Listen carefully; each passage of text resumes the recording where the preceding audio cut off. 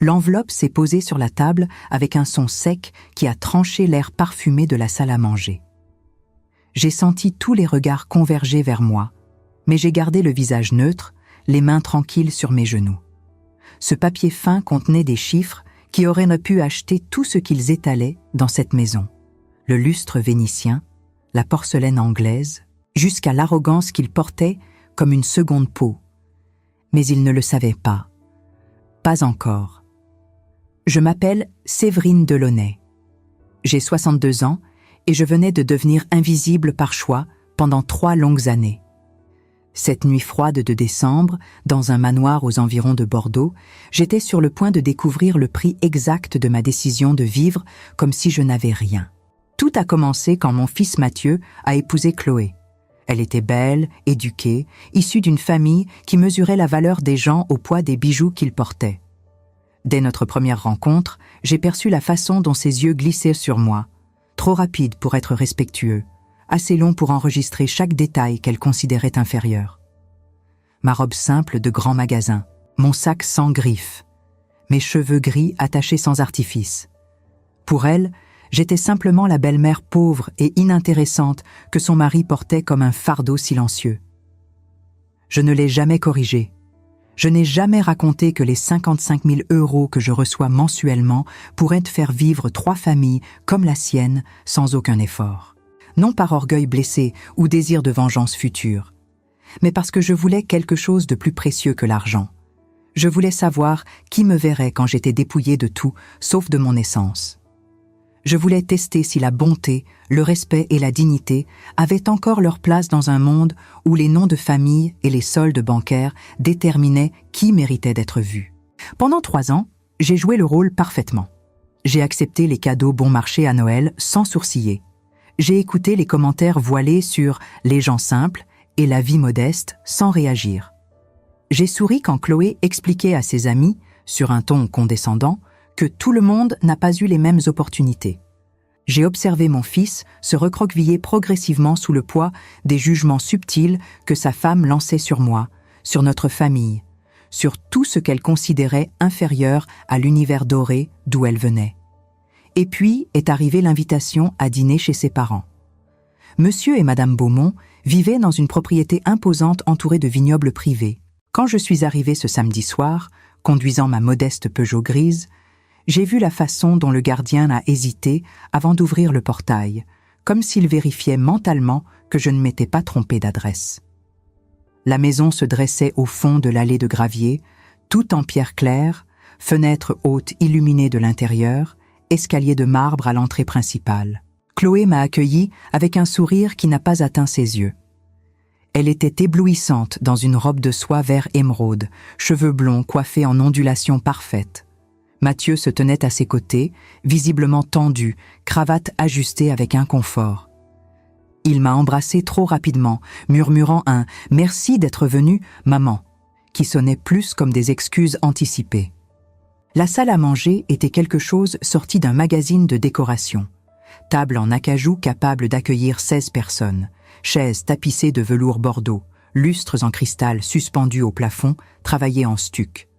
Chaque détail criait richesse ancienne, tradition, supériorité. Monsieur Beaumont s'est levé quand je suis entrée. Homme grand, cheveux gris impeccablement peignés, costume sur mesure, montre qui coûtait plus qu'une voiture populaire. Madame Beaumont est restée assise, tendant une main froide et couverte de bagues pour un salut trop bref pour être cordial. Je me suis assise sur la chaise qu'ils m'ont indiquée, à l'extrémité de la table, trop loin des hôtes pour être considérés comme faisant partie de la conversation principale. D'autres invités occupèrent les positions centrales. Amis de la famille, tous élégamment vêtus, tous parlant à voix basse de vins rares, voyages en Toscane, rénovation de maisons de vacances. J'étais clairement l'étrangère, l'intruse dans leur monde. Le dîner a commencé avec des huîtres fraîches servies sur de la glace pilée, du champagne Dom Pérignon dans les coupes. Les conversations coulaient en français poli, ponctuées de rires discrets et de références à des gens et des lieux que j'étais censée ignorer. Madame Beaumont commandait la table comme une reine dans son salon, dirigeant les sujets, distribuant l'attention, ignorant ma présence avec maestria. C'est pendant le 2e plat, magret de canard avec sauce aux framboises, que les commentaires ont commencé, subtils au début. Madame Beaumont a mentionné négligemment que certaines personnes n'ont simplement pas été élevées pour apprécier certaines choses, pendant qu'elle expliquait l'origine du vin qu'il servait. Un des invités a ri, ajoutant que l'éducation de berceau fait toute la différence dans le palais. Chloé a acquiescé d'un hochement gracieux, me lançant un regard rapide pour vérifier si j'avais capté le message. Je l'avais capté.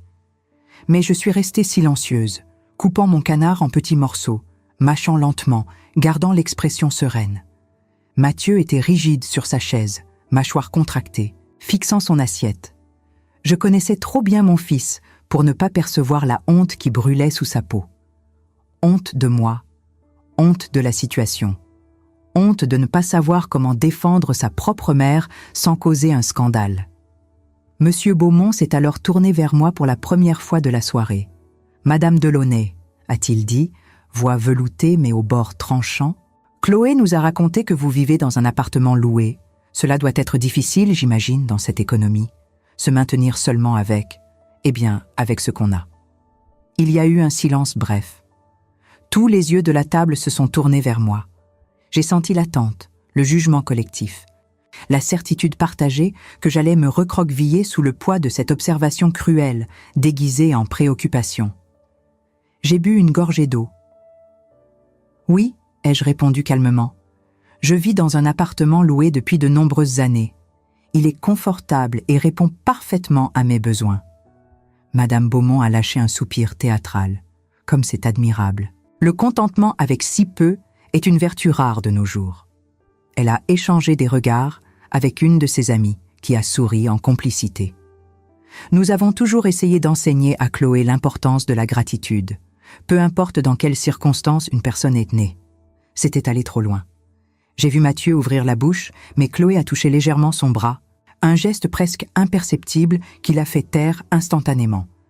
Elle avait dressé mon fils comme on dresse un animal, récompense subtile, punition discrète, contrôle absolu déguisé en affection. Pourtant, je suis restée calme. La gratitude est effectivement importante, ai-je acquiescé. Tout comme la bonté, et la capacité de voir la valeur chez les gens au-delà de leurs possessions matérielles. Le commentaire a flotté dans l'air pendant une seconde avant d'être englouti par la conversation suivante. Monsieur Beaumont a changé de sujet rapidement, se lançant dans une histoire sur une récente acquisition d'art. Mais quelque chose avait changé. Madame Beaumont m'observait maintenant avec plus d'attention, comme si elle essayait de déchiffrer si je venais de lui répondre ou si c'était juste une coïncidence malheureuse de mots. Le dessert est arrivé. Millefeuille délicat accompagné de glace à la vanille de Madagascar. Café expresso servi dans des tasses de porcelaine chinoise si fines que la lumière les traversait. Et puis, pendant que tous savouraient le dernier verre de vin de dessert, Monsieur Beaumont s'est levé. Il a tapé légèrement sur sa coupe avec une cuillère, attirant l'attention. « Mes chers », a-t-il commencé, voix imposante remplissant la salle. Ce soir n'est pas seulement un dîner, c'est aussi une opportunité de célébrer la famille, l'union, et aussi, il a fait une pause dramatique, souriant à Chloé, de reconnaître certaines réalités qui doivent être abordées. Mon estomac s'est serré. Mathieu a visiblement pâli. Monsieur Beaumont a continué, retirant une enveloppe épaisse de la poche intérieure de sa veste.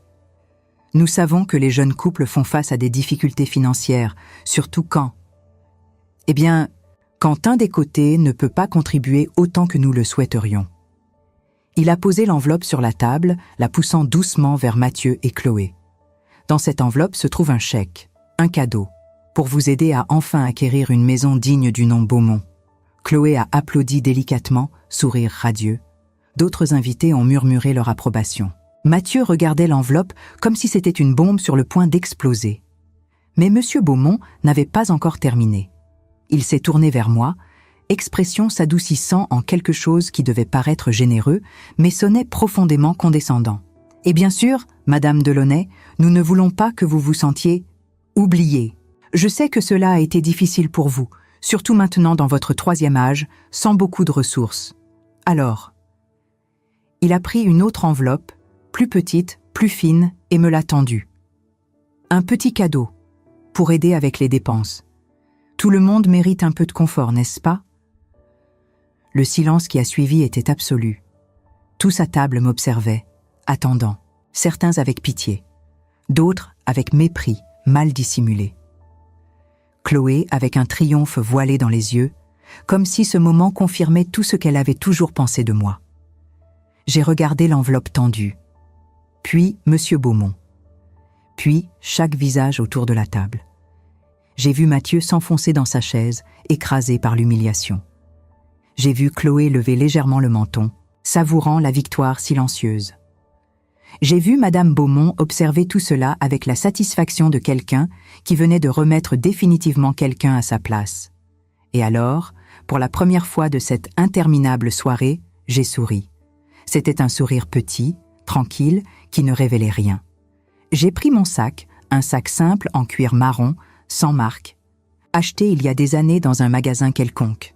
Je l'ai ouvert lentement, très lentement, sentant tous les regards collés à chacun de mes mouvements. J'ai retiré ma propre enveloppe, blanche, impeccable, avec le logo doré de ma banque privée discrètement imprimé dans le coin supérieur. Je l'ai posée sur la table, à côté de l'enveloppe que M. Beaumont tenait toujours en l'air. « Merci pour la générosité », ai-je dit calmement, voix ferme et claire. « Mais ce ne sera pas nécessaire. » J'ai poussé mon enveloppe vers eux. Ceci est mon dernier relevé bancaire. J'ai pensé qu'il serait peut-être intéressant que vous le voyiez avant de continuer cette conversation. La confusion a été immédiate. Monsieur Beaumont a froncé les sourcils, prenant l'enveloppe avec hésitation. Madame Beaumont s'est penchée en avant, curiosité l'emportant sur la contenance. Chloé a regardé Mathieu, qui était pâle, immobile, clairement sans comprendre ce qui se passait. Monsieur Beaumont a ouvert l'enveloppe.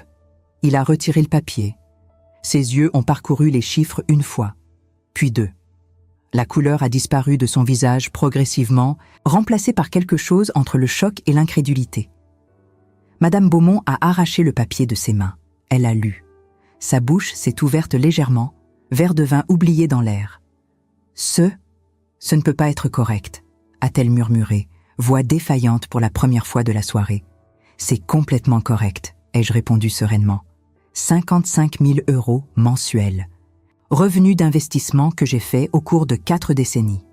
Des investissements sages, discrets, qui me permettent de vivre exactement comme je choisis de vivre, sans ostentation, sans besoin de prouver quoi que ce soit à qui que ce soit. Le silence maintenant était assourdissant. Chloé avait tellement pâli qu'elle semblait sur le point de s'évanouir. Mathieu me regardait avec un mélange de choc, confusion et quelque chose qui pouvait être le début de la compréhension. Je me suis levée lentement, ajustant ma robe simple, prenant mon sac sans marque. J'ai passé les 3 dernières années à observer, voulant comprendre qui me verrait quand je ne brillerais pas, qui me traiterait avec respect quand il croirait que je n'avais rien à offrir, sauf moi-même. J'ai regardé directement Madame Beaumont. Maintenant, je sais. Je me suis tournée vers Mathieu. Tu mérites plus que ça, mon fils. Tu mérites une famille qui te valorise pour ce que tu es, pas pour ce que tu possèdes. Et tu mérites une épouse qui respecte la femme qui t'a donné la vie, indépendamment de ce qu'elle porte ou d'où elle vit. J'ai marché vers la porte. Personne n'a bougé, personne n'a parlé. Arrivant au seuil, je me suis arrêtée et j'ai regardé en arrière une dernière fois. Gardez le chèque, vous en aurez besoin plus que vous ne l'imaginez. Parce que les vérités qui sont sur le point d'émerger de cette soirée vont coûter beaucoup plus cher que ce que l'argent peut acheter. Et je suis sortie, laissant derrière moi une salle pleine de masques tombés et de silence qui criaient plus fort que n'importe quel mot. Vous qui m'accompagnez jusqu'ici, je sais que vous vous demandez peut-être ce qui s'est passé après que j'ai quitté cette salle. Je sais aussi que vous ressentez peut-être quelque chose que j'ai ressenti ce soir-là. La douleur d'être jugé, la colère d'être diminué, ou simplement l'envie que quelqu'un voit enfin qui vous êtes vraiment.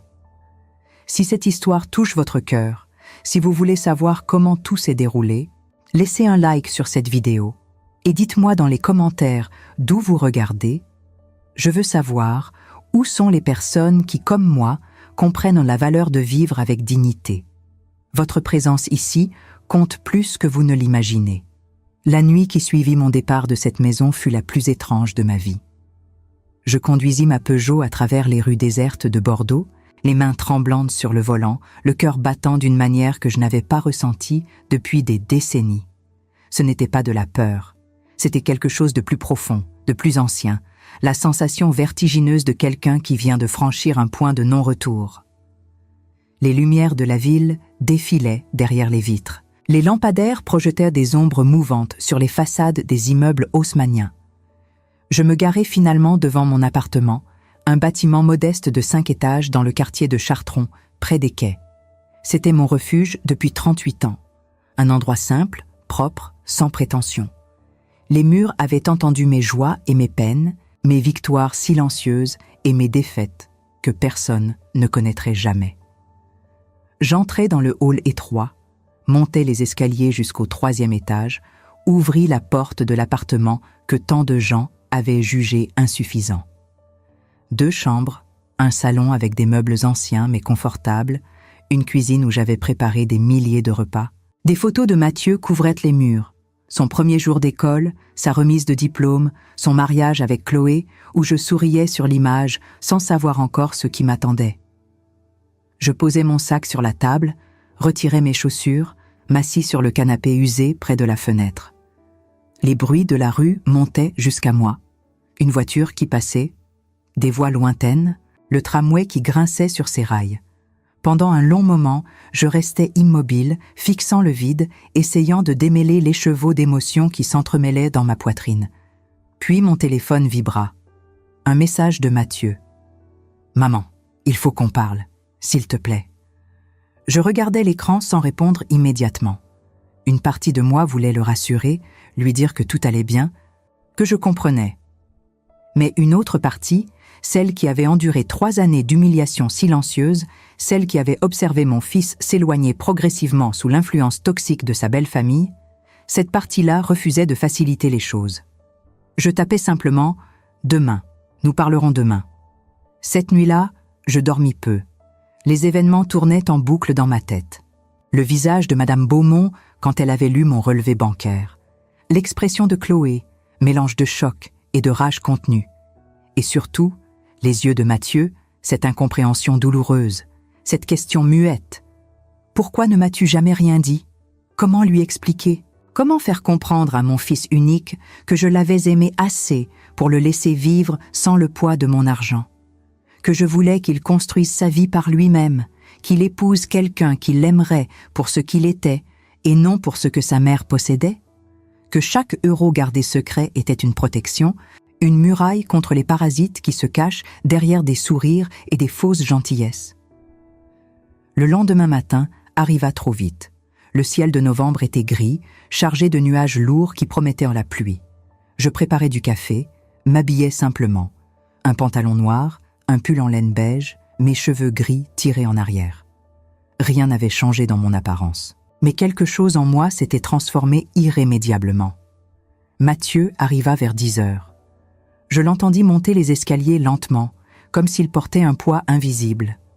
Quand j'ouvris la porte, je vis immédiatement qu'il n'avait pas dormi. Des cernes violacées soulignaient ses yeux, sa chemise était froissée, ses cheveux en désordre. Il avait l'air d'un homme qui venait de voir s'effondrer toutes ses certitudes. « Maman », dit-il simplement, voix rauque. Je m'effaçai pour le laisser entrer. Il traversa le salon qu'il connaissait par cœur, mais cette fois, son regard semblait vraiment voir les choses, les livres alignés sur les étagères, le tapis persan que j'avais acheté lors d'un voyage en Iran dans ma jeunesse, le tableau accroché au-dessus de la cheminée, une œuvre originale d'un peintre bordelais que j'avais soutenu quand personne ne croyait en lui. « Tout ce temps, murmura-t-il en se tournant vers moi, tout ce temps, tu avais. Et tu ne m'as jamais rien dit. Assieds-toi, dis-je doucement, lui indiquant le canapé. Je vais te raconter une histoire que tu ne connais pas. Il s'assit, main crispée sur ses genoux. Je pris place dans le fauteuil en face de lui, celui où j'avais l'habitude de lire le soir, et commençai à parler. Des mots que j'avais gardés enfermés pendant des décennies se déversèrent enfin. Quand ton père est mort, tu avais 12 ans. Tu te souviens de cette époque? Mathieu hocha la tête, gorge serrée. Son père, Michel, était décédé brutalement d'une crise cardiaque.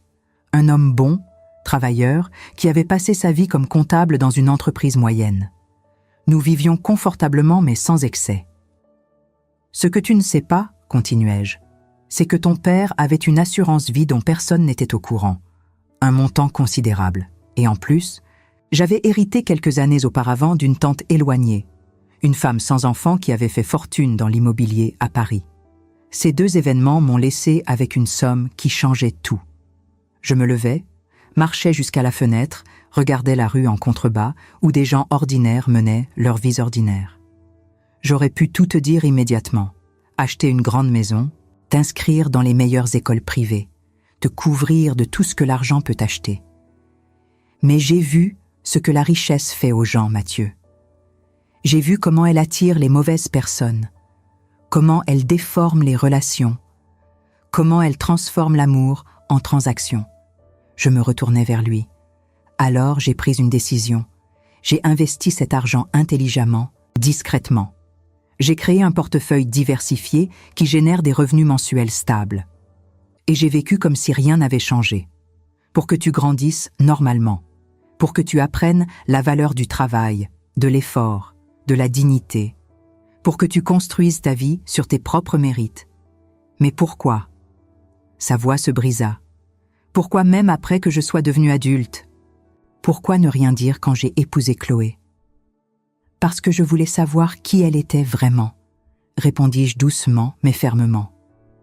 Je voulais voir si elle t'aimait pour toi-même ou pour ce qu'elle pensait que tu pourrais lui apporter.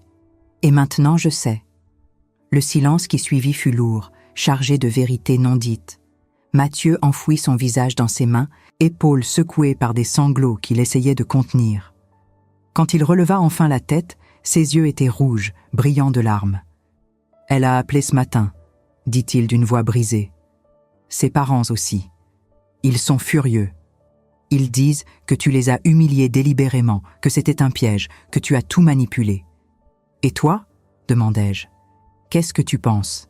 Il me regarda longuement, vraiment me regarda, peut-être pour la première fois depuis des années. « Je pense que pendant 3 ans, j'ai laissé ma femme et sa famille te traiter comme si tu ne valais rien. Je pense que j'ai eu honte de toi, de ton appartement, de tes vêtements simples, de ta vie modeste, et maintenant je découvre que tout ce temps, c'était moi qui ne valais rien. Non, dis-je fermement, m'agenouillant devant lui, prenant ses mains dans les miennes. Tu vaux tout pour moi. Tu as toujours valu tout. C'est justement pour ça que je voulais que tu voies la vérité, que tu comprennes qui sont vraiment les gens qui t'entourent. Qu'est-ce que je fais maintenant ? Murmura-t-il, perdu. Tu choisis, répondis-je simplement. Tu choisis quel homme tu veux être. Celui qui mesure les gens à leur compte en banque ou celui qui les mesure à leur caractère. Celui qui se plie aux attentes des autres ou celui qui construit sa vie selon ses propres valeurs. Nous restâmes ainsi un long moment, mère et fils, dans ce salon modeste qui contenait plus d'amour que toutes les maisons somptueuses du monde. Dehors, la pluie commença à tomber, tambourinant doucement contre les vitres, lavant la ville de ses poussières. Mais l'histoire était loin d'être terminée. Car ce que ni Mathieu ni moi ne savions encore, c'est que dans les heures qui allaient en suivre, les Beaumont feraient un mouvement désespéré. Un mouvement qui révélerait des secrets enfouis depuis des décennies et qui changerait absolument tout. L'appel téléphonique est arrivé 3 jours plus tard, un mardi matin pluvieux, où je préparais tranquillement mon petit déjeuner. Un numéro inconnu s'est affiché sur l'écran. J'ai hésité un instant avant de répondre, pressentant instinctivement que quelque chose d'important était sur le point de basculer. « Madame Delaunay ?» Une voix masculine, grave, professionnelle. « Je suis Maître Laurent Mercier, avocat.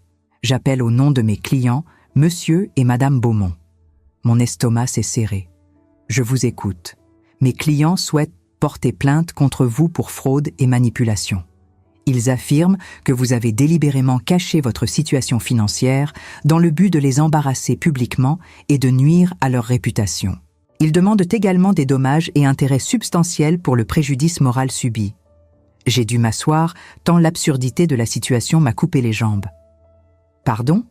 De plus, a continué l'avocat d'un ton monocorde, Ils exigent que vous versiez une contribution financière importante au couple formé par leur fille et votre fils, arguant que votre dissimulation a causé des difficultés conjugales évitables. Un rire sec m'a échappé malgré moi. Maître Mercier, transmettez à vos clients que je les attends en justice avec impatience, et dites-leur aussi qu'il ferait mieux de vérifier leur propre situation avant d'attaquer la mienne. Les secrets ont tendance à remonter à la surface quand on remue trop la boue. Il y a eu un silence pesant à l'autre bout du fil. Je pouvais presque entendre l'avocat prendre des notes, sa respiration légèrement modifiée trahissant une certaine inquiétude face à ma réponse calme et assurée. « Madame, je vous conseille vivement de... » a-t-il commencé, adoptant ce ton paternaliste que les hommes de loi utilisent quand ils pensent avoir affaire à une femme vulnérable. « Bonne journée, maître. » J'ai raccroché sans lui laisser finir sa phrase. Mes mains tremblaient légèrement en reposant le téléphone sur la table. Pas de peur, mais d'une colère froide qui montait lentement en moi, méthodique, calculée. Ils osaient, après m'avoir humilié, jugé, méprisé pendant 3 longues années, après avoir tenté de m'acheter avec leur condescendance emballée dans une enveloppe, ils osaient me poursuivre en justice parce que j'avais refusé de jouer le rôle pathétique qu'ils m'avaient assigné. Je me suis levée et marché jusqu'à la fenêtre de mon salon. La pluie tambourinait contre les vitres, les passants couraient sous leur parapluie. La ville de Bordeaux continuait sa vie ordinaire, inconsciente du drame qui se jouait dans mon modeste appartement. J'ai pensé à toutes ces années de silence, à chaque commentaire blessant avalé sans broncher, à chaque regard méprisant encaissé avec dignité. Tout cela pour en arriver là. Mais 2 pouvaient jouer à ce jeu. Et contrairement à eux, j'avais quelque chose qu'aucune fortune ne pouvait acheter. La patience d'avoir observé pendant 3 ans, la sagesse d'avoir attendu le moment parfait, et surtout, la certitude morale que ce que j'allais faire était juste. J'ai pris mon téléphone et composé le numéro de mon avocat, Maître Philippe Dubois, un homme brillant que je connaissais depuis 15 ans. Nous nous étions rencontrés lors d'une conférence sur les investissements immobiliers, et au fil du temps, une amitié solide s'était développée, bâtie sur le respect mutuel et la confiance. « Philippe, » ai-je dit quand il a décroché, « j'ai besoin de te voir, aujourd'hui si possible, c'est urgent. »« Séverine, qu'est-ce qui se passe ? Ta voix. » Il connaissait suffisamment bien mes intonations pour détecter la gravité sous mon calme apparent. « Les Beaumont m'attaquent en justice. Fraude, manipulation, le grand jeu. » J'ai marqué une pause. Il est temps d'utiliser ce que j'ai découvert. Un silence, puis « Le dossier dont tu m'as parlé il y a 6 mois ? » Exactement celui-là. « Je peux te recevoir dans 2 heures.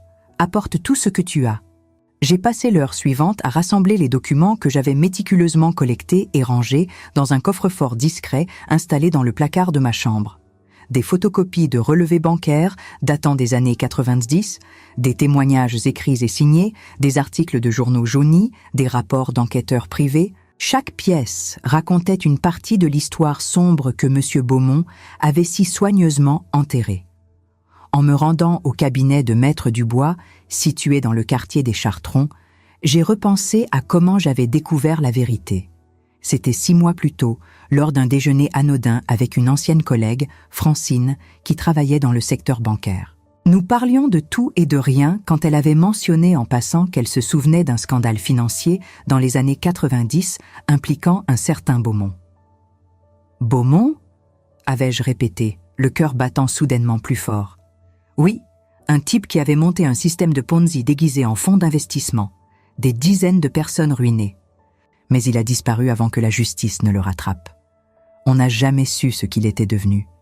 Elle avait haussé les épaules. « Pourquoi tu me demandes ça ? Simple curiosité, avais-je menti. Mais dès ce jour-là, j'avais commencé à creuser, discrètement, patiemment, engageant un détective privé compétent, consultant des archives publiques, contactant d'anciennes victimes qui avaient perdu leurs économies. Et pièce par pièce, le puzzle s'était assemblé. Monsieur Beaumont et le fraudeur des années 90 ne faisaient qu'un. Il avait simplement changé de prénom, modifié légèrement son nom de famille, blanchi son argent sale à travers une série complexe de transactions immobilières effectuées sous différentes identités, et refait surface une décennie plus tard comme un homme d'affaires respectable. Le cabinet de Maître Dubois occupait le 2e étage d'un immeuble ancien magnifiquement restauré. Sa secrétaire, Madame Rousseau, m'a accueilli avec son sourire chaleureux habituel et m'a immédiatement fait entrer dans le bureau. Philippe s'est levé en me voyant, visage grave. C'était un homme dans la cinquantaine, cheveux poivre et sel, lunettes à monture fine, costume sobre mais élégant. « Séverine, assieds-toi. Raconte-moi tout depuis le début. » J'ai tout déballé. Le dîner humiliant, l'enveloppe que j'avais posée sur la table, les visages décomposés des Beaumont, la fuite précipitée, et maintenant cette plainte absurde. Philippe m'a écouté attentivement, prenant quelques notes, son expression passant de la surprise à l'indignation, puis à quelque chose qui ressemblait à une satisfaction froide. Quand j'ai terminé, il a retiré ses lunettes et les a nettoyées lentement, signe que je connaissais bien. Il réfléchissait intensément. « Ils viennent de commettre la plus grosse erreur de leur vie », a-t-il finalement déclaré. « C'est exactement ce que je pense. Montre-moi ce que tu as sur Beaumont. » J'ai ouvert ma mallette et étalé les documents sur son large bureau en chêne. Philippe a commencé à les examiner un par un, son visage devenant de plus en plus sombre à mesure qu'il lisait. Il s'est arrêté sur un témoignage particulièrement poignant, celui d'une femme nommée Marguerite Fontaine, et l'a lu 2 fois. « Mon Dieu », a-t-il murmuré. « Cette femme, elle a tout perdu. À 52 ans, tout. Elle n'est pas la seule. Il y en a 43 autres. Certaines sont décédées depuis, brisées par ce qu'il leur a fait. D'autres vivent encore, mais dans la pauvreté, portant le poids de cette trahison depuis 30 ans. » Philippe a continué son examen méticuleux. Les relevés bancaires montrant les transferts suspects, les documents prouvant les changements d'identité, les rapports d'enquête détaillant le système pyramidal. « C'est du solide, Séverine, vraiment solide. Comment as-tu obtenu tout ça ? » Légalement, je te rassure. Beaucoup provient d'archives publiques que personne n'a pris la peine de consulter.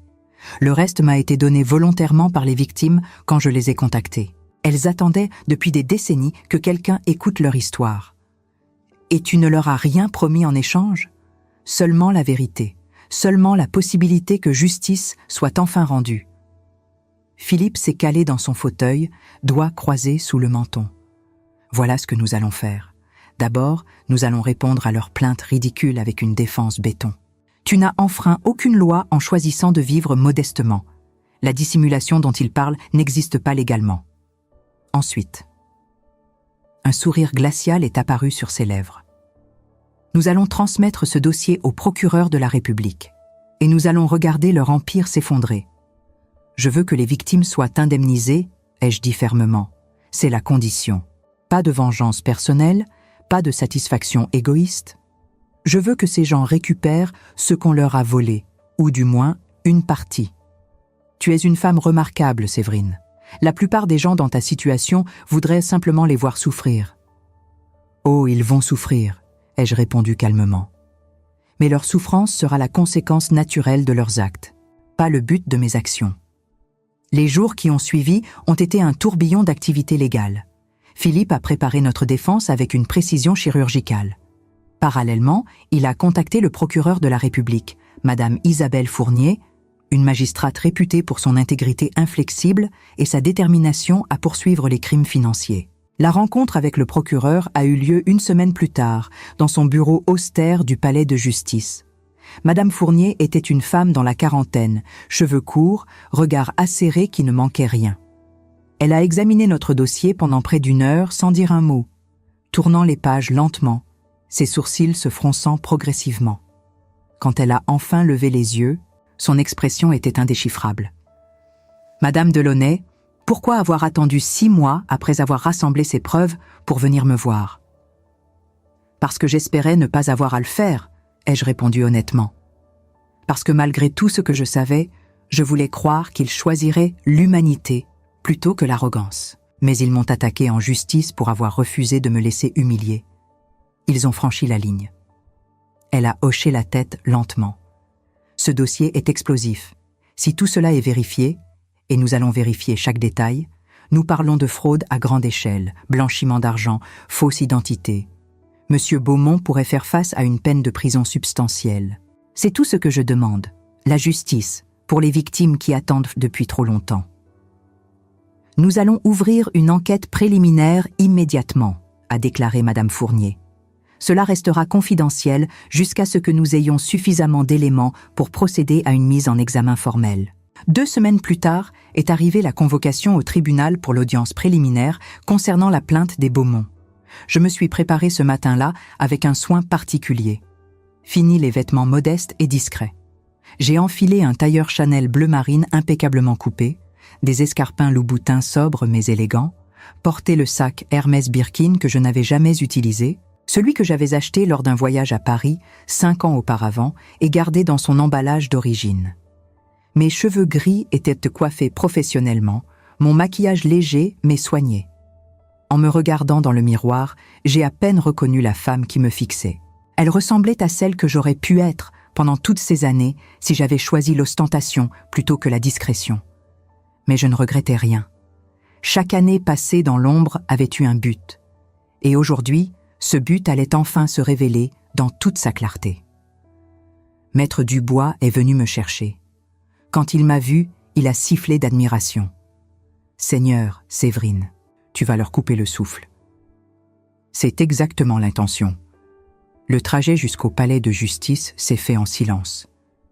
J'observais Bordeaux défiler derrière les vitres de la voiture de Philippe, les façades haussmanniennes, les tramways glissant sur leurs rails, les gens vaquant à leurs occupations quotidiennes, tous ignorant le drame qui allait se jouer dans quelques minutes. En entrant dans la salle d'audience, j'ai immédiatement repéré les Beaumont assis avec leur avocat, Maître Mercier. Le changement dans leur apparence était saisissant. Monsieur Beaumont semblait avoir vieilli de 10 ans en 3 semaines. Traits tirés, costume qui pendait légèrement sur ses épaules, comme s'il avait perdu du poids. Madame Beaumont, malgré son maquillage impeccable et ses bijoux coûteux, avait les yeux cernés, les mains tremblantes posées sur ses genoux. Quand ils m'ont vu entrer, leurs visages se sont figés dans une expression de choc absolu. Madame Beaumont a laissé échapper un petit hoquet de surprise. Monsieur Beaumont s'est raidi, ses mains se crispant sur les accoudoirs de sa chaise. Leur avocat, lui, a froncé les sourcils, comprenant immédiatement que quelque chose avait changé dans la dynamique de cette affaire. Chloé était assise derrière ses parents, pâle comme un linge, les traits tirés par ce qui ressemblait à des nuits sans sommeil. Elle portait une robe noire sobre, presque austère, très différente de l'élégance voyante qu'elle affichait habituellement. Nos regards se sont croisés brièvement. Dans ses yeux, j'ai vu de la peur, de la honte, et quelque chose qui ressemblait presque à des excuses silencieuses. Mathieu était là aussi, assis seul plusieurs rangées derrière, ayant catégoriquement refusé de choisir publiquement un camp. Il m'a fait un petit signe de tête quand je suis passé près de lui. Son visage exprimait un mélange complexe d'émotions. Soutien pour moi, tristesse pour la situation, colère envers ceux qui m'avaient poussé à en arriver là. La juge est entrée, Madame Sylvie Bertrand, une femme dans la cinquantaine au regard perçant et à la réputation d'équité inflexible. Tout le monde s'est levé, puis rassis au signal. L'atmosphère était électrique, chargée d'une tension presque palpable. « Affaire Beaumont contre Delaunay », a annoncé le greffier. Maître Mercier s'est levé le premier, ajustant sa toge. Il a commencé son exposé avec une assurance qui sonnait légèrement faux. « Votre honneur, mes clients ont été victimes d'une manipulation calculée. Madame Delaunay a délibérément caché sa véritable situation financière dans le but évident de les piéger, de les embarrasser publiquement lors d'un dîner familial, causant ainsi un préjudice moral considérable. Cette dissimulation a également créé des tensions conjugales entre leur fille et le fils de Madame Delaunay, tensions qui auraient pu être évitées si la vérité avait été dite dès le départ. Il a continué pendant plusieurs minutes, construisant un récit où j'étais dépeinte comme une manipulatrice machiavélique qui avait orchestré une humiliation publique. C'était presque impressionnant dans son invention créative, si ce n'était complètement détaché de la réalité. Quand il s'est rassis, Maître Dubois s'est levé lentement, prenant tout son temps, ajustant ses lunettes avec un calme délibéré qui contrastait fortement avec l'agitation de Maître Mercier. « Votre honneur », a-t-il commencé, voix posée mais portant dans toute la salle. « Cette plainte est non seulement infondée, mais elles constituent une tentative transparente de détourner l'attention des véritables problèmes. Il a posé un épais dossier sur la table devant lui avec un bruit sourd qui a résonné comme un coup de tonnerre dans le silence de la salle. Ma cliente n'a violé aucune loi en choisissant de vivre modestement. Elle n'a jamais menti sur sa situation financière. Elle a simplement choisi de ne pas en faire étalage, ce qui, à ma connaissance, n'est pas un crime dans notre République. Il a marqué une pause, laissant ces mots faire leur effet. En revanche, son ton a changé, devenant plus dur, plus tranchant. Ce qui est un crime, c'est l'escroquerie, la fraude à grande échelle, le blanchiment d'argent, l'usurpation d'identité. L'atmosphère de la salle a changé instantanément, comme si l'air lui-même s'était raréfié. Monsieur Beaumont s'est levé brusquement, renversant presque sa chaise. « Qu'est-ce que vous insinuez » Sa voix tremblait de rage et de peur mêlée. « Je n'insinue rien, monsieur Beaumont. J'affirme. » Maître Dubois a ouvert le dossier avec des gestes mesurés. Entre 1992 et 1995, vous avez opéré un système pyramidal qui a escroqué 43 personnes pour un total de 2,5 millions d'euros. Vous avez ensuite blanchi cet argent à travers une série de transactions immobilières effectuées sous des noms d'emprunt. Vous avez changé votre identité, modifié votre nom de famille et refait surface 10 ans plus tard comme un homme d'affaires respectable. Il a commencé à sortir les documents un par un, les brandissant comme des preuves accablantes. Voici les relevés bancaires de l'époque. Voici les témoignages écrits et signés de 16 victimes encore vivantes. Voici les articles de presse de l'époque relatant le scandale. Voici les rapports d'enquête privée détaillant vos changements d'identité. Voici la vérité que vous avez cachée pendant 30 ans. Le silence qui a suivi était assourdissant. On aurait pu entendre une épingle tomber. Madame Beaumont était devenue livide, une main pressée contre sa bouche comme pour retenir un cri. Maître Mercier feuilletait frénétiquement les documents que Maître Dubois lui tendait, son visage perdant progressivement toute couleur, ses mains tremblant visiblement. « C'est un mensonge !» a hurlé Monsieur Beaumont, mais sa voix manquait de conviction. « Une fabrication complète. Vous ne pouvez pas prouver. » Les relevés bancaires sont authentifiés par des experts indépendants, a coupé Maître Dubois d'une voix glaciale. Les témoins sont prêts à comparaître sous serment. Les documents officiels concernant vos changements d'identité proviennent directement des archives de l'état civil. Il a marqué une pause dramatique. Et j'ai ici une lettre de Madame le procureur de la République, Isabelle Fournier, indiquant qu'une enquête préliminaire a été ouverte il y a exactement 10 jours, suite aux informations transmises par ma cliente. La juge Bertrand a pris les documents et a commencé à les examiner, son visage demeurant impassible, mais ses yeux trahissant sa consternation croissante. Elle a lu pendant ce qui a semblé une éternité, tournant les pages lentement, s'arrêtant parfois sur certains passages, fronçant les sourcils. Monsieur Beaumont s'est effondré dans son siège, toute sa superbe évaporée. Il ressemblait soudain à ce qu'il était réellement, un vieil homme terrifié dont le passé venait enfin de le rattraper. Madame Beaumont pleurait silencieusement, ses mains tremblantes cherchant un mouchoir dans son sac de luxe, ses bijoux scintillant de manière presque grotesque sous les néons froids de la salle d'audience. Chloé nous fixait, Maître Dubois et moi, avec une expression de pure horreur, comme si elle venait de réaliser que le monde doré dans lequel elle avait grandi était construit sur des fondations de mensonges et de souffrances. Finalement, la juge Bertrand a levé les yeux. Son regard a balayé la salle, s'arrêtant sur chaque protagoniste avant de revenir sur les Beaumont. « Cette plainte est rejetée », a-t-elle déclaré d'une voix ferme et sans appel. Non seulement elle est manifestement infondée, mais elle semble être une tentative de détourner l'attention d'accusations infiniment plus graves. Elle s'est tournée directement vers Monsieur Beaumont. « Monsieur, je vous suggère très fortement de vous préparer à répondre de questions beaucoup plus sérieuses dans un avenir très proche. Cette cour n'est pas le lieu approprié pour discuter de ces allégations, mais sachez que justice suivra son cours. » Elle a frappé son marteau. L'audience est levée. En sortant du tribunal, j'ai ressenti un mélange étrange de soulagement et de tristesse. Soulagement que la vérité éclate enfin. Tristesse pour toutes ces victimes qui avaient attendu si longtemps, dont certaines n'avaient pas vécu assez longtemps pour voir ce jour. Dans le couloir, j'ai trouvé Mathieu qui m'attendait, adossé contre un mur, le visage ravagé par les larmes. Quand il m'a vu, il s'est précipité vers moi et m'a serré dans ses bras, son corps secoué par des sanglots qu'il ne pouvait plus contenir. « Je suis tellement désolé, maman », a-t-il répété encore et encore. Tellement désolé pour tout. Pour chaque moment où je t'ai laissé souffrir en silence. Pour chaque fois où j'ai eu honte de toi, alors que tu étais la seule personne digne dans toute cette histoire. Je l'ai tenu contre moi, caressant ses cheveux comme quand il était enfant. Je sais, mon fils, je sais, et je te pardonne. J'ai toujours su que tu finirais par voir la vérité. Derrière nous, j'ai entendu Chloé l'appeler d'une voix brisée, désespérée. « Mathieu, s'il te plaît. » Mon fils s'est raidi dans mes bras, mais pour la première fois en 3 ans, il n'a pas répondu à son appel. Il n'a même pas tourné la tête. Il a simplement resserré son étreinte autour de moi, faisant son choix avec la clarté d'un homme qui venait enfin de trouver son chemin. 6 mois passèrent comme un étrange rêve. Monsieur Beaumont fut inculpé formellement. Le procès fit les gros titres régionaux. Magnate bordelais, accusé d'escroquerie datant de 30 ans. Les victimes originales, certaines très âgées maintenant, témoignèrent avec des voix tremblantes d'émotion. L'Empire Beaumont s'effondra progressivement, leurs biens saisis, leur réputation en lambeaux. Madame Beaumont quitta la région, retournant vivre chez une sœur à Paris. Chloé et Mathieu divorcèrent à l'amiable.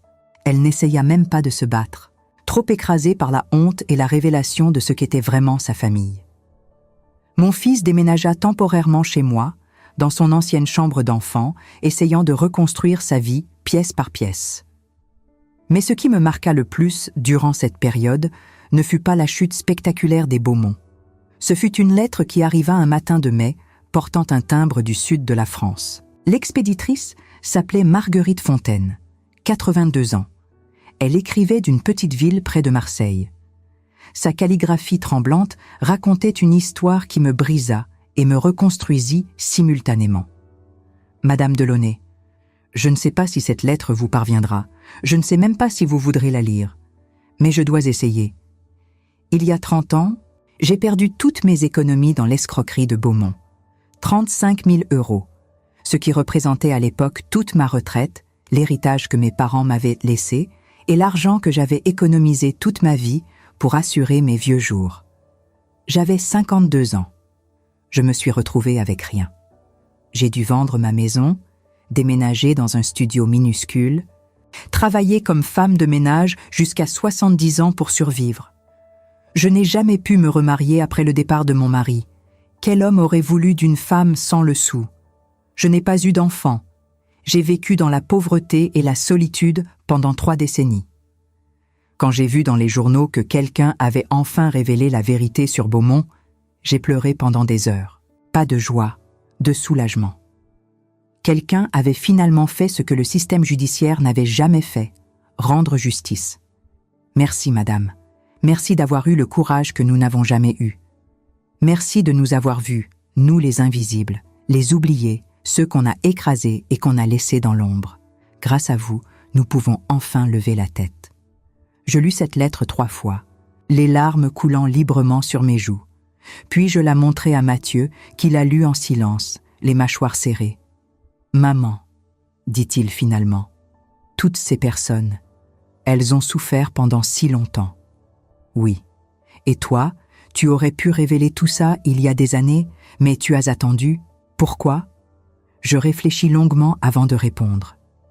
Parce que la justice doit être motivée par le bien, pas par la vengeance. Si j'avais révélé ces informations par colère ou par désir de punir les Beaumont, ça n'aurait été qu'un acte égoïste de plus. Mais quand ils ont attaqué, quand ils ont essayé d'utiliser le système légal pour m'écraser, alors c'est devenu nécessaire. Pas pour moi, pour toutes les Marguerite Fontaine de ce monde. Dans les semaines qui suivirent, je reçus 17 autres lettres similaires. Des victimes qui avaient attendu 30 ans. Certaines m'invitaient à leur rendre visite, d'autres me remerciaient, simplement. Une femme m'envoya une photo de ses petits-enfants, me disant que grâce à l'argent récupéré suite au procès, Beaumont avait été condamné à de lourdes réparations, elle pourrait enfin leur offrir une aide pour leurs études. Un après-midi de juin, Mathieu et moi étions assis sur le balcon de mon appartement, regardant la Garonne couler paisiblement en contrebas. Il tenait une tasse de café, perdu dans ses pensées. « J'ai trouvé un nouvel appartement, dit-il soudainement. Petit, mais lumineux, dans le quartier Saint-Michel. Je déménage la semaine prochaine. »« C'est bien, » répondis-je sincèrement. « Tu dois voler de tes propres ailes. » Je voulais te dire, il hésita, cherchant ses mots. Ces 3 dernières années, j'ai été aveugle, pas seulement à propos de Chloé ou de sa famille, mais à propos de ce qui compte vraiment. J'ai couru après une vie qui brillait de loin, sans jamais réaliser que le vrai trésor était ici, dans cet appartement modeste, avec toi. Je posai ma main sur la sienne. Tu as appris, c'est tout ce qui compte. Comment tu as fait ? Demanda-t-il. Comment tu as supporté de me voir m'éloigner, de me voir avoir honte de toi, sans jamais rien dire ? Parce que l'amour d'une mère n'est pas conditionnel, Mathieu. Il ne dépend pas de ce que tu fais ou de ce que tu penses. Il existe. Point final. Et parfois, aimer quelqu'un signifie le laisser faire ses propres erreurs. Tomber. Se relever. Même quand ça te déchire le cœur. Nous restâmes silencieux un long moment, écoutant la ville vivre autour de nous. Des enfants jouaient dans le parc en face. Une femme promenait son chien. Un couple âgé marchait main dans la main. La vie ordinaire, belle dans sa simplicité. « Il y a autre chose que je veux te dire, » continua Mathieu. « J'ai commencé à voir une thérapeute pour travailler sur tout, comprendre pourquoi j'ai été si faible, si influençable, pourquoi j'ai laissé les autres définir ma valeur. Je suis fière de toi. J'ai aussi démissionné de mon poste chez Mercier & Associés. C'était le cabinet d'avocats où il travaillait, obtenu grâce aux connexions des Beaumont. Je vais rejoindre une petite structure qui fait du droit social. Défendre les gens qui en ont vraiment besoin. Ça paie moins, beaucoup moins. Mais ça a du sens. Je souris, sentant mon cœur se gonfler de fierté. Ton père aurait été si fier de toi. Nous parlâmes encore longtemps ce soir-là, rattrapant des années de conversations manquées, reconstruisant une relation que nous avions laissée s'effriter. Quand la nuit tomba sur Bordeaux, illuminant les quais de lumière dorée, je réalisais quelque chose de fondamental. Cette histoire n'avait jamais vraiment été à propos d'argent, ni de vengeance, ni même de justice, bien que ce fût important. Elle était à propos de dignité, à propos de se tenir debout quand tout le monde te dit de t'agenouiller, à propos de savoir qui tu es quand personne ne regarde, à propos de choisir la vérité même quand le mensonge serait plus confortable. 2 ans ont passé depuis cette nuit dans la maison des Beaumont. Monsieur Beaumont purge maintenant une peine de prison. Madame Beaumont vit recluse, son nom devenu synonyme de honte dans les cercles qu'elle fréquentait autrefois. Chloé s'est remariée avec quelqu'un de plus conforme aux attentes de ce qu'il reste de sa famille. Un homme riche, froid, qui mesure les gens à leur portefeuille. Mathieu, lui, a reconstruit sa vie. Il s'est remarié l'an dernier avec une enseignante merveilleuse nommée Lucie, une femme simple, authentique, qui l'aime pour qui il est. Ils attendent leur premier enfant, mon premier petit enfant. Quant à moi, je vis toujours dans le même appartement. Je porte toujours des vêtements simples. Je conduis toujours ma vieille Peugeot. Mais désormais, je consacre une partie de ma fortune à aider les victimes d'escroqueries financières. J'ai créé une fondation qui offre un soutien juridique gratuit, une aide psychologique, et parfois une assistance financière à ceux qui ont tout perdu face à des prédateurs comme Beaumont. Marguerite Fontaine est venue me rendre visite le mois dernier. Nous avons pris le thé dans mon salon, cette femme fragile de 84 ans et moi. Elle m'a raconté sa vie, les années difficiles, la solitude, mais aussi la force qu'elle avait trouvée en elle-même pour continuer. Quand elle est partie, elle m'a embrassée, des larmes dans les yeux, et m'a dit « Vous m'avez rendu ma dignité. Merci. » C'est là que j'ai compris. La vraie richesse n'est pas dans les comptes bancaires ou les maisons somptueuses. Elle est dans les moments où tu choisis d'être meilleur que ce que le monde attend de toi. Elle est dans le courage de rester authentique quand tout pousse à porter un masque. Elle est dans la capacité à voir la valeur humaine là où les autres ne voient que des chiffres. Ce soir, assise à ma fenêtre, regardant Bordeaux s'endormir sous un ciel étoilé, je repense à cette question que Monsieur Beaumont m'avait posée ce fameux soir. doit être difficile, imaginons, de se maintenir avec ce qu'on a. Je souris dans l'obscurité. Non, monsieur Beaumont, ce qui est difficile, c'est de se maintenir quand on n'a rien d'autre que de l'argent, quand on a construit sa vie sur le mensonge et l'exploitation, quand on a confondu le prix des choses avec leur valeur. Moi, j'ai toujours eu ce qu'il fallait. L'amour de mon fils, ma dignité intacte, la certitude de savoir qui je suis, indépendamment de ce que je possède. Et aucune somme d'argent au monde ne pourra jamais acheter ça. C'est cette leçon que j'espère transmettre à mon futur petit-enfant. Que dans un monde obsédé par l'apparence et le statut, la plus grande rébellion est de rester authentique. Que la vraie puissance ne réside pas dans la capacité à écraser les autres, mais dans le courage de les relever. Que parfois, le silence est plus éloquent que tous les discours. Et que la patience, cette vertu oubliée, finit toujours par porter ses fruits les plus doux. L'enveloppe que j'avais posée sur cette table, ce soir-là, ne contenait pas seulement des chiffres. Elle contenait une vérité que j'avais gardée pendant 3 ans, attendant le moment exact où elle devrait éclater. Et quand ce moment est venu, elle n'a pas seulement révélé ma fortune. Elle a révélé qui nous étions tous vraiment, une fois les masques tombés.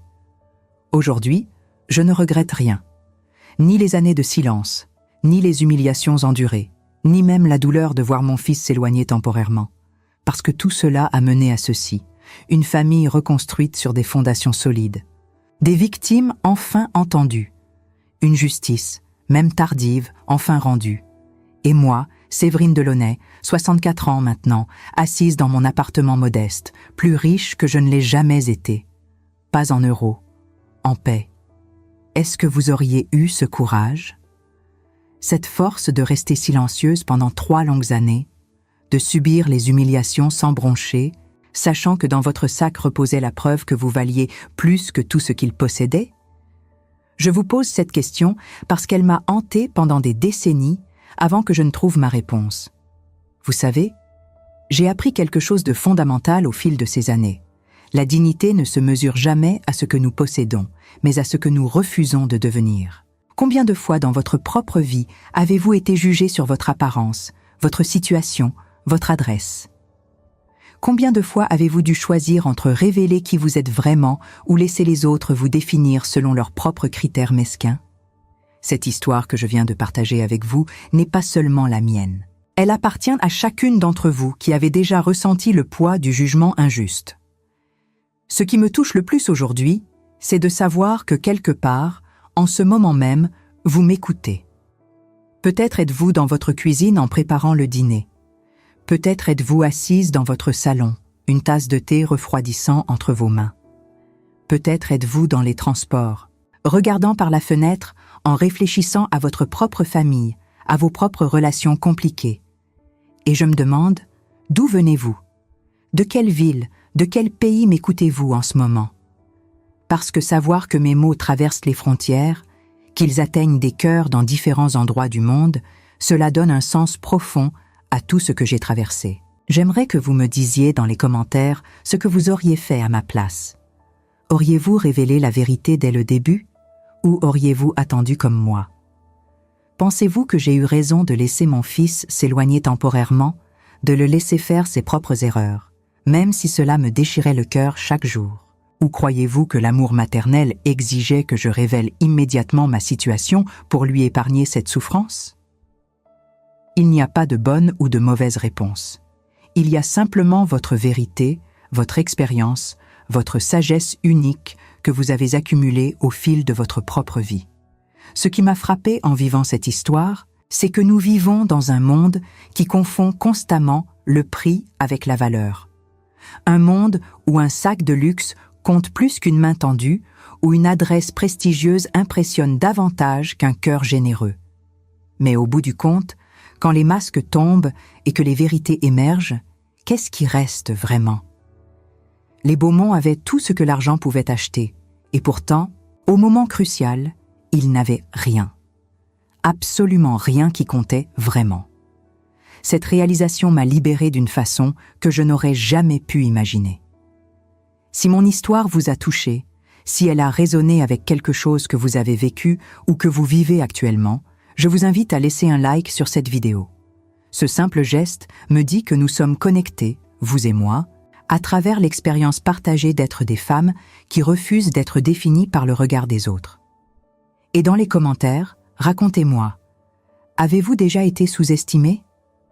Avez-vous déjà choisi le silence alors que vous auriez pu éclater? Qu'est-ce que cette histoire vous inspire pour votre propre vie? Dites-moi aussi d'où vous me regardez. Je veux savoir si vous êtes en France, en Belgique, au Canada, en Suisse ou ailleurs dans le monde francophone. Chaque commentaire que je lis me rappelle que nous ne sommes jamais vraiment seuls dans nos épreuves. Que quelque part, dans une autre ville, une autre femme vit quelque chose de similaire. Et que partager nos histoires crée des ponts invisibles mais indestructibles entre nos vies. Si vous n'êtes pas encore abonné à cette chaîne, je vous invite sincèrement à le faire. Non pas parce que je recherche des chiffres ou de la popularité, mais parce que je crois profondément que nous avons besoin d'espaces où nos voix peuvent être entendues. Des espaces où l'on peut parler de dignité, de respect, de famille, de trahison et de rédemption sans jugement. Chaque semaine, je partage des histoires comme celle-ci, des récits de femmes ordinaires qui ont fait des choix extraordinaires, qui ont tenu bon quand tout les poussait à abandonner. Vous savez ce qui me donne de l'espoir? C'est que malgré tout ce que j'ai vécu, malgré les années difficiles et les moments de doute, je ne changerai rien. Parce que chaque épreuve m'a enseigné qui je suis vraiment. Chaque humiliation supportée a renforcé ma colonne vertébrale. Chaque larme versée en silence a nourri une force que personne ne pourra jamais m'enlever. Et si mon histoire peut inspirer ne serait-ce qu'une seule personne parmi vous à se tenir plus droite, à refuser les jugements injustes, à choisir l'authenticité plutôt que l'approbation, alors tout cela en valait la peine. Alors voilà ma dernière question pour vous. Qu'allez-vous choisir désormais? Continuerez-vous à vous plier aux attentes des autres ou commencerez-vous à vivre selon vos propres valeurs? Je ne peux pas répondre à votre place, mais je peux vous dire ceci. Le jour où vous choisirez votre propre dignité plutôt que l'approbation d'autrui sera le jour où vous commencerez vraiment à vivre. Rejoignez-moi dans les commentaires. Partagez votre pensée, votre ville, votre réflexion. Ensemble, nous sommes plus fortes que toutes les humiliations que le monde peut nous infliger. Merci d'être ici avec moi jusqu'à présent et d'être une auditrice fidèle. Une étreinte affectueuse de votre narratrice dévouée. À la prochaine vidéo.